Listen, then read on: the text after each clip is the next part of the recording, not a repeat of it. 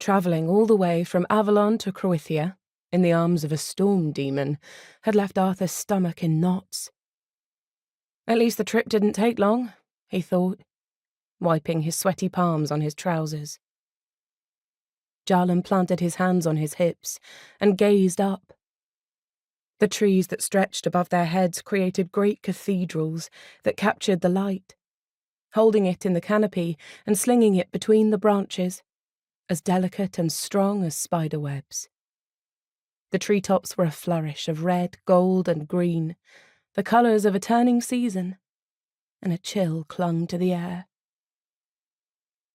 4 times the moon had shifted from full to dark since Arthur had fled his father's house, but in many ways it seemed much longer than that, and much shorter.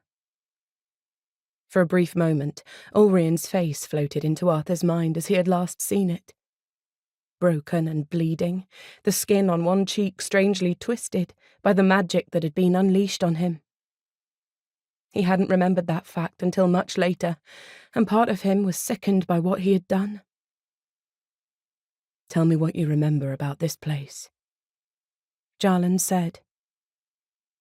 Before the journey, Arthur had spent days cloistered away in Avalon's great library, towering shelves of books, of knowledge, surrounding him, and he knew he'd never have enough time to absorb it all.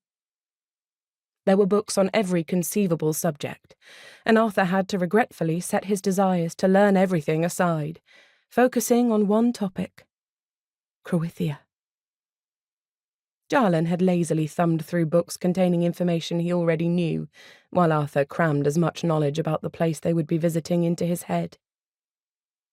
He wished they'd been able to stay in that library, with the warm light and apple-scented air waltzing into the room through wide stone arches. Jarlan had sat with him, day after day, their arms touching, Arthur's skin burning.